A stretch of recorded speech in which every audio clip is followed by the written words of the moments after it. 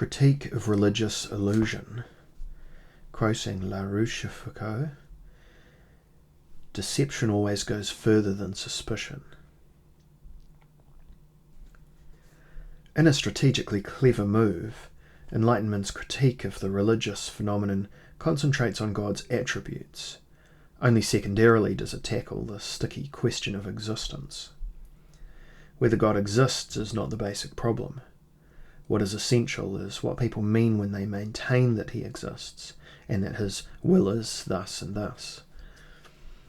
Initially, then, it is important to find out what they pretend to know of God besides his existence. Religious traditions provide the material for this, because God is not empirically observable. The assignment of divine attributes to human experience plays the decisive role in the critique. Religious doctrine can, under no circumstances, evade this point, except by opting for a radical cult theology, or, more consistently, for the metaphysical thesis of an unnameable God. This logically consistent consequence for a philosophy of religion would offer adequate protection against Enlightenment's detective-like inquiries into human fantasies about God that shine through in the attributes. However, with mystical renunciation, religion cannot become a social institution. It lives from the fact that it presents established narratives, myths, and attributes attributes, names and images, as well as stereotyped ways of behaving towards the holy rituals in reliably recurring forms. One thus has only to examine these presentations more closely to track down the secret of their fabrication. The Bible provides the critic of religion with a decisive reference. Genesis 1:27, and God created man according to his image. In the image of God created he him. Without doubt, this image relation can also be interpreted the other way around. From then on, it is no mystery where the images come from. Humans and their experiences are the material from which the official dreams about God are made. The religious eye projects earthly images into heaven. One of these primary projections, how could it be otherwise, comes from the realm of images related to family and procreation. In polytheistic religions, one finds intricate, often downright frivolous family sagas and affairs involving the procreation of deities, which one can readily study in Greek, Egyptian, and Hindu gods. That the human power of imagination proceeded too discreetly in picturing the heavenly populations will be maintained by no one. Even the sublime and theologically ambitious Christian doctrine of the Trinity is not free of family and procreation fantasies. Its particular refinement, however, has Mary getting pregnant by the Holy Ghost. Satire has recognized this challenge. The doctrine is intended to avoid the idea that a sexually constituted bond exists between father and son. The Christian God may well procreate, but he does not copulate. For this reason, the Creed says, with true subtlety, genitum non factum. Closely related to the idea of procreation is that of authorship, of creation, which is attributed particularly to the superior and monotheistic gods. Here, human experience is mixed in with production, rooted in agrarian and artisanal activity. In their labour, human beings experienced themselves prototypically as creators, as authors of a new, previously non-existing effect. The more the world became mechanized, the more the idea of God was transferred from the biological conception of procreation to that of production. Accordingly, the procreating God became increasingly a world manufacturer, the original producer.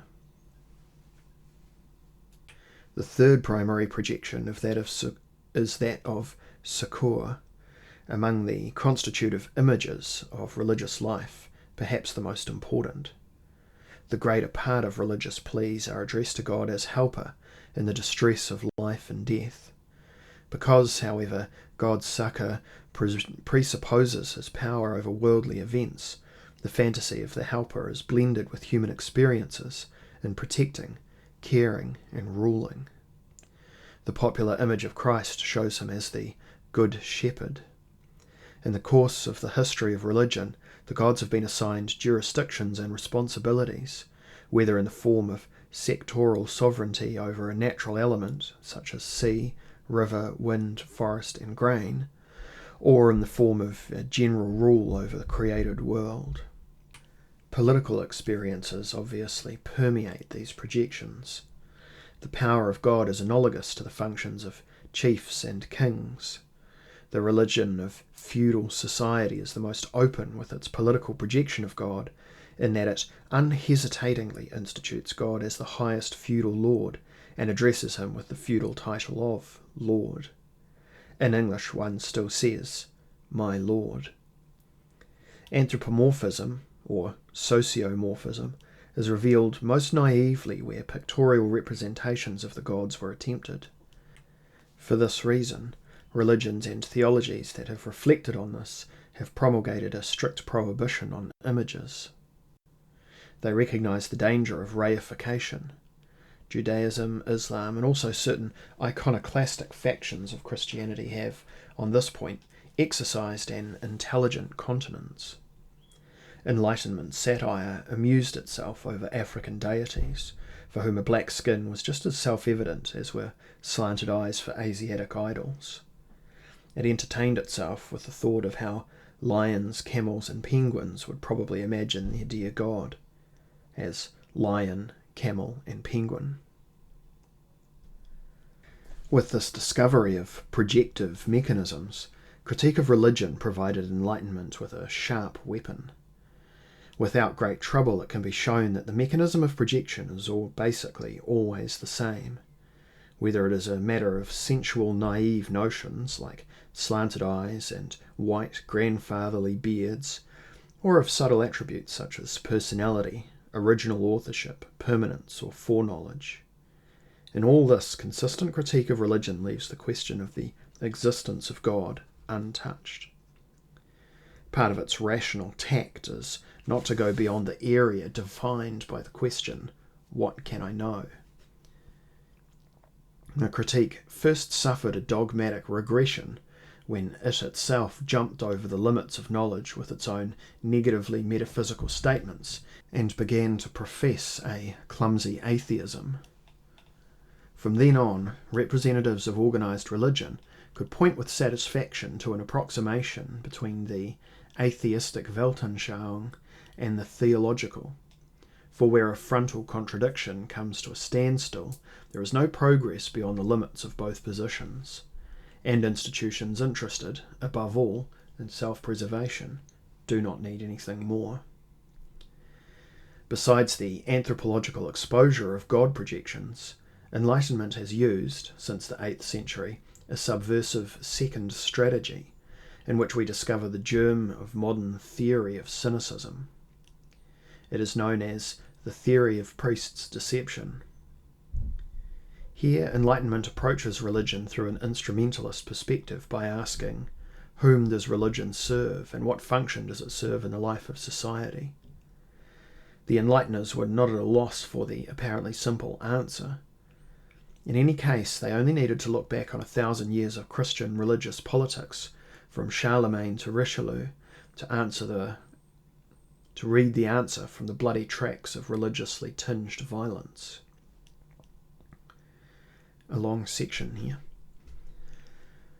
All the religions are erected on the ground of fear. Gales, thunder, and storms are the cause of this fear.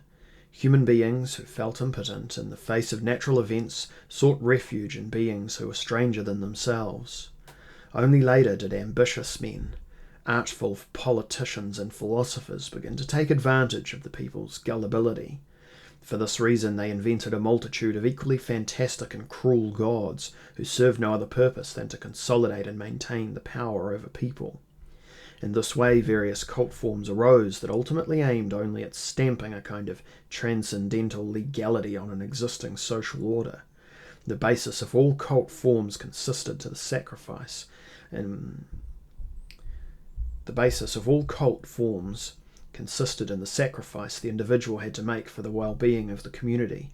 So it is no wonder then that in the name of God, the great majority of human beings are oppressed by a small group of people who have been made religious into the effective ally, who have made religious fear into an effective ally. Quoting Theresa Philosoph, ein Sittenbild aus dem 18. Jahrhundert verfasst von deinem intimen Freund Friedrichs des Großen, dem Marquis d'Argens. A picture of morals in the 18th century, written by the intimate friend of Frederick the Great, the Marquis d'Argens. This is an instrumentalist theory of religion that is quite blunt. Admittedly, it too attributes the genesis of religions to human helplessness, projection of the helper. What is significant about it, however, is that we find in it the breakthrough to an openly reflective instrumentalist logic. Questioning the function and application of religion is the future dynamite of ideology critique, the seeds of the crystallization of modern self-reflective cynicism. For the Enlightener, it is easy to say why religion exists. First, to cope with existential fears, and second, to legitimate oppressive social orders. At the same time, this implies historical sequence, as the text explicitly emphasizes only later. The exploiters and users of religion must be of a different caliber than the simple and fearful believers. The text chooses its expressions accordingly. It talks of ambitious men and artful politicians and philosophers. The expression artful cannot be taken seriously enough. It tries to capture an a-religious consciousness that uses religion as an instrument of domination. Religion has the sole task of establishing a permanent, mute willingness to sacrifice in the hearts of the subjugated.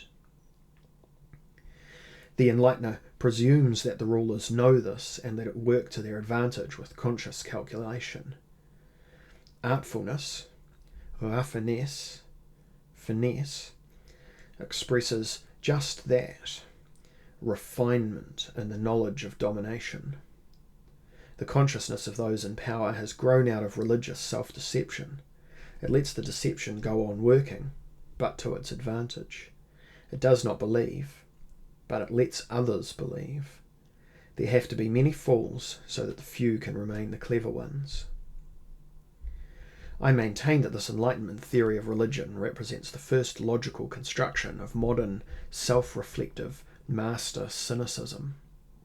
However, this theory was not able to explicate its own structure and implications, and in the course of theoretical development it perished.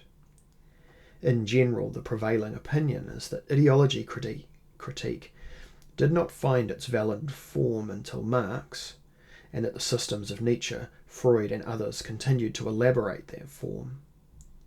The textbook opinion about the theory of priests' deception says that the approach was inadequate and was justifiably superseded by the more mature forms of sociological and psychological critique of consciousness. That is only partially true. It can be shown that this theory includes a dimension that sociological and psychological critiques not only failed to grasp, but to which they remained completely blind when it began to manifest itself within their own domain, the artful dimension. The theory of deception is, in its reflective aspect, more complex than the politico-economic and the depth psychological exposure theory. Both theories locate the mechanism of deception behind false consciousness. It is deceived. It deceives itself. The deception theory, by contrast, assumes that one can view the mechanism of error along two axes. It is possible that one can suffer a delusion and also, undeluded, use it against others. This is precisely what the thinkers of the Rococo and the Enlightenment had in mind, by whom, by the way, not a few had occupied themselves with ancient cynicism. Diderot, Christoph Wieland.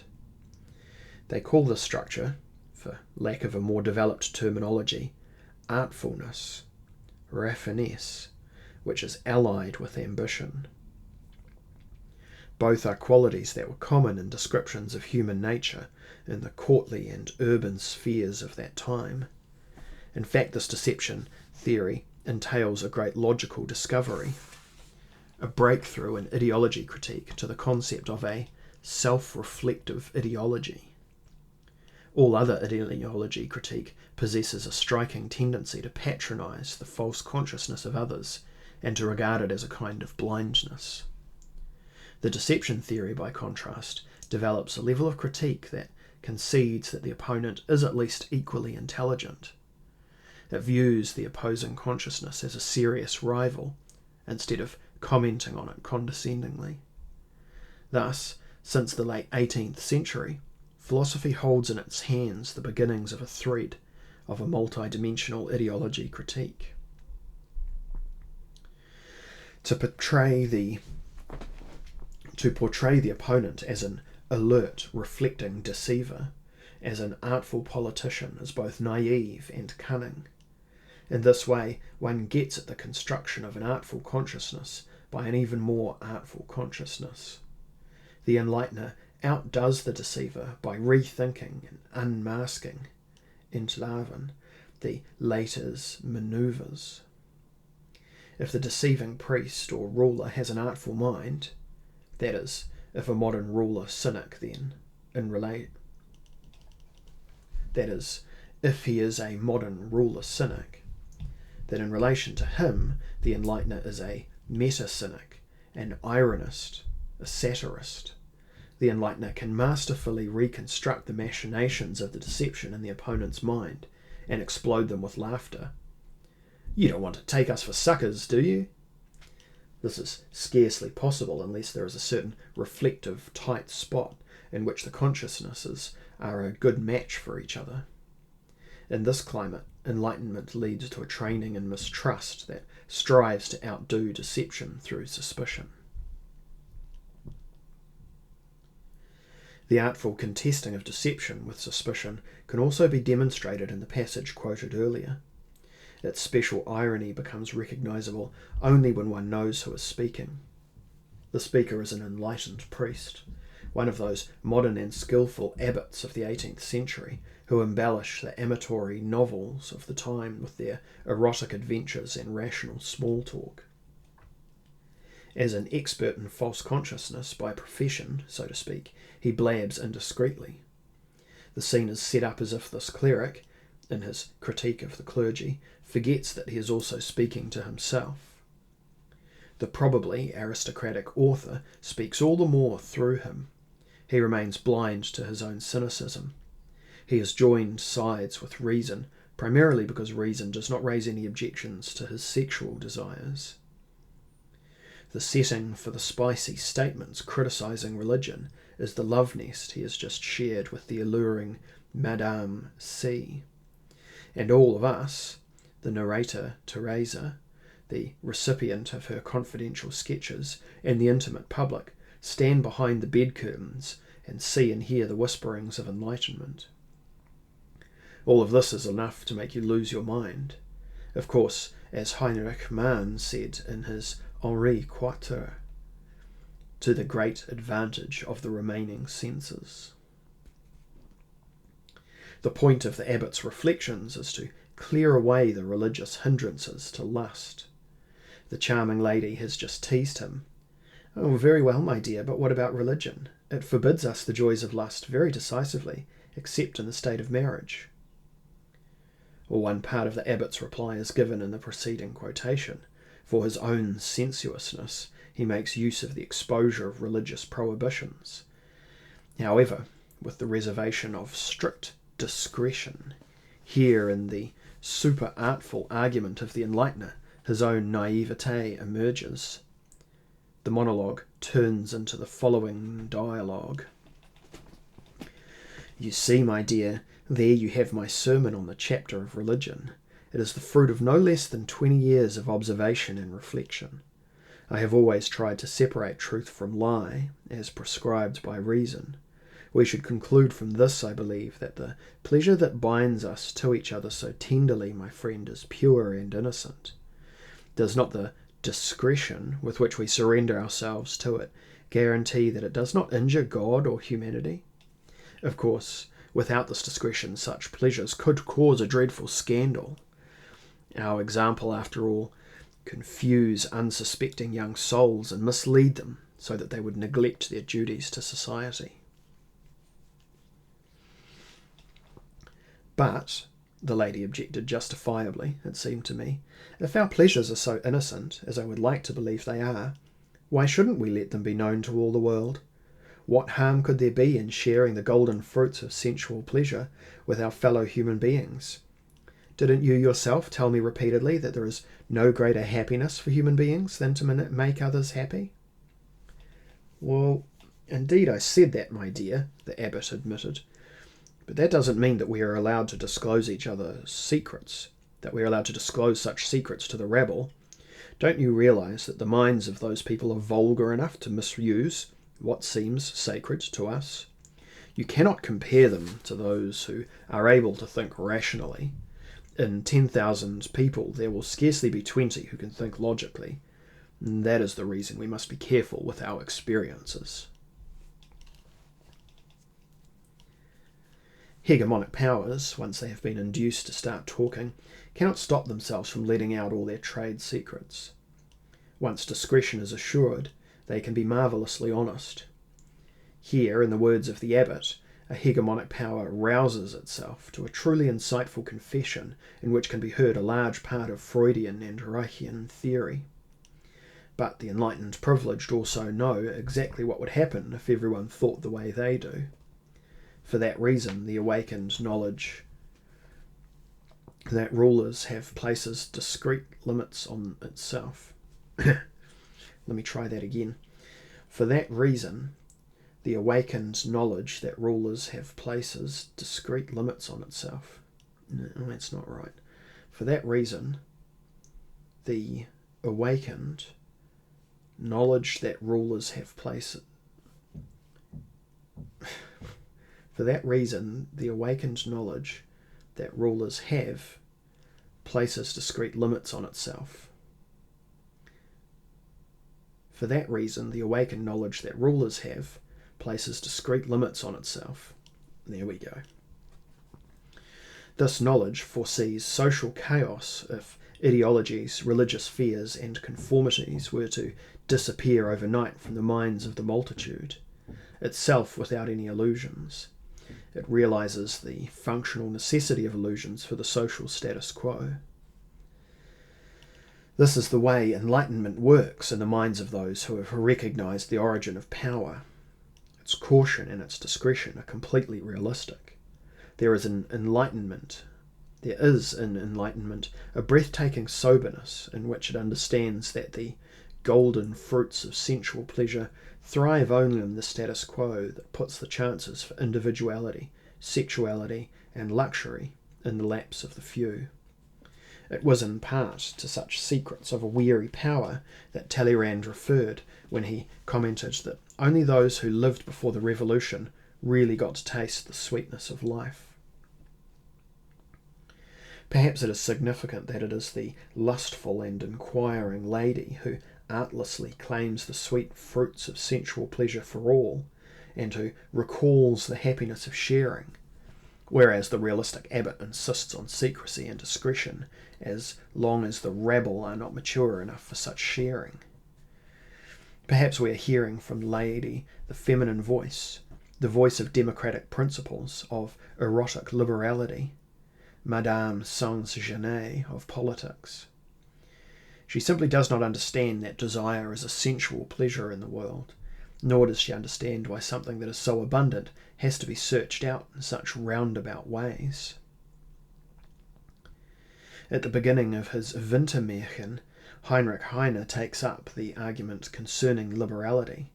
He puts the old chant of self-denial, which rulers let the foolish folk sing, in its place in the system of oppression. I know the style, I know the text, and also their lordships, the authors. I know they secretly drank wine and publicly preached water. Here the motifs are collected together. Textual critique, ad hominem argument, the artful outdoing of artfulness. Beyond this, there is the spirited turn from the elitist program of Master's cynicism to the popular chanson. There grows enough earthly bread for all humanity's children, no less rose and myrtle, beauty and joy, and sweet peas as well. Yes, sweet peas for everybody, as soon as the pods burst. Heaven we leave to the angels and sparrows. In Heine's Poetic Universalism, the adequate answer of classical Enlightenment to Christianity appears. It takes Christianity as knowledge, instead of leaving it to the ambiguities of faith. The Enlightenment surprises religion by taking it more seriously in its ethos than religion takes itself. Thus the slogans of the French Revolution sparkle at the beginning of modernity as the most superbly Christian abolition of Christianity.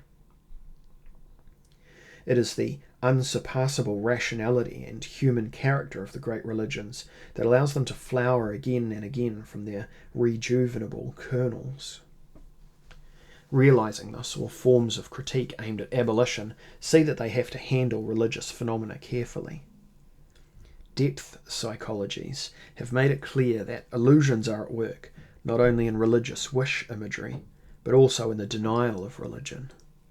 Religion could be counted among those illusions that have a future on the side of enlightenment, because no merely negative critique and no disillusion can ever do them complete justice. Perhaps religion is really an incurable ontological psychosis, quoting Rousseau, and the furies of critique aim at abolition must become exhausted from the eternal recurrence of what has been abolished. Perhaps religion is really an incurable ontological psychosis, and the furies of critique aimed at abolition must become exhausted from the eternal recurrence of what has been abolished.